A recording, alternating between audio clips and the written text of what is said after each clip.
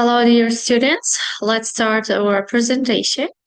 Our topic is dressing students and teachers through materials. This is a subject from integrated course of teaching foreign languages. What we will learn today, today's presentation. Let me share the big screen. Okay, today in this presentation, we are going to learn how to address students and teachers through materials. So let's start from students' materials. Okay, first of all, pay attention to the materials which are included in students' materials. For example, the first one, textbooks. It includes core books covering the curriculum like math, science, literature, and etc or workbooks, which includes exercises, practice problems for reinforcing learning, and note summaries. Maybe it's mostly common among students because during the lectures, they tend to use some notes and summaries. They note down it during the lectures, and it's also considered as a material used by students.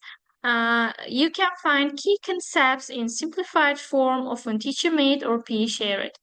The next one is multimedia content. It includes videos, animations, and interactive lessons like YouTube or educational apps like Ibrat Academy, Khan Academy, and etc.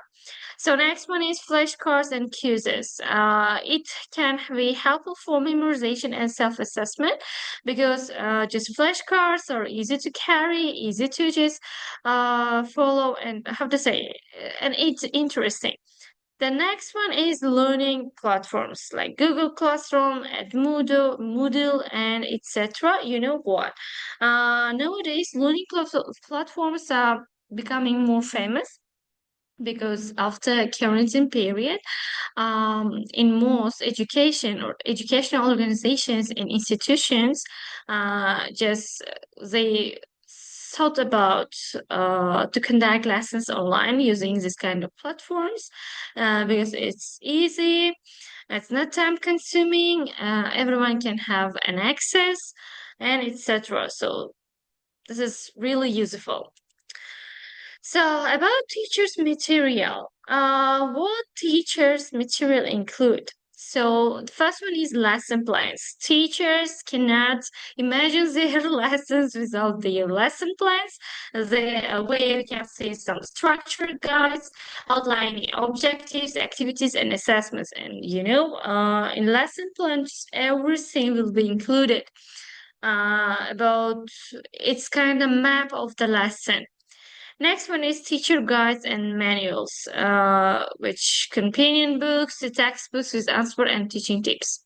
The next one is worksheet handouts. Teachers mostly use worksheets and handouts to make their lessons more interesting. They are actual prepared with activities and assignments for in-class or homework use.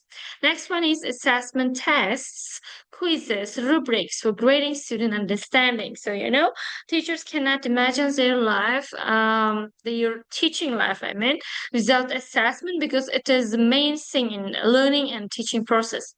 So presentation, slides, like PowerPoints, Google Slides, it's also helpful. As you see, I'm using some slide to teach you what is teacher material and student material, and this is also called material which teachers really need. Next one is professional development materials, resources to improve teaching skills and stay current with educational trends.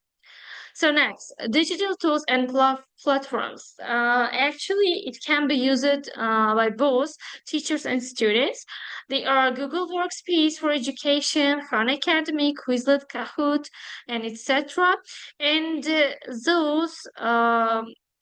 students whom I conducted lessons with, they clearly knows that during our lessons we mostly use it Kahoot, and I use Wordhole platform. They are really useful. Both teachers and students can use them. Next, How can we address students through materials? So, the materials should be engaging, age appropriate, and supportive of learning, and they often should motivate and guide students. So, or use simple, direct language. Include visual aids and examples to clarify concepts and feature interactive elements like questions, activities, and challenges, and encourage reflection and self-assessment. Students' materials should be clear as it is mentioned. They should be simple. The language should be clear. If it is necessary, the visual aids sometimes should be provided. Next, addressing teachers through materials. Materials for teachers usually provide instructional support like lesson goals, method, expected outcomes, and etc. Now, they can offer tips for classroom management or differentiation, include answer keys and sample responses, and use a professional, informative tone. So in this picture, you can just have a clear image of student and teacher's material.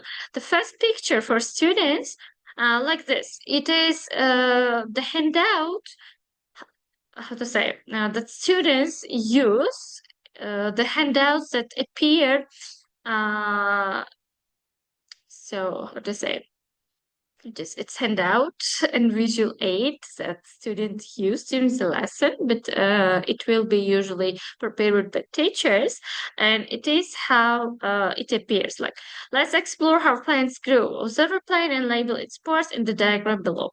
This is exercise for student, and this is student material. For teachers, vice versa, like for teachers just objectives of this activity and teaching tips will appear in their handouts, in their material. Then this is difference. Okay, that was all about students and addressing students and teachers through materials. Actually, it's really easy topic because if you're a student watching my video, you can, how to say, already know about this information, but you don't know theoretical information. I mean, theoretical aspect of this topic. Every day, actually, we use students and teachers' materials. The teachers use their own material, students use their own material. Sometimes students' material can appear like it is teachers' material, but um, it is wrong. I mean, if there is a task, just some guideline, this is students' material. Even though it is prepared by the teachers, even though you can just see some directions, some how to say, tasks to follow. Don't just hesitate to tell it is student material, because those um, materials should be completed by students. So that's why I call it students materials. That's all about this topic. Our topic was easy and short. I hope you get some brief information about today's topics. So thank you so much for being here and listening my short and clear, brief presentation. Thank you so much.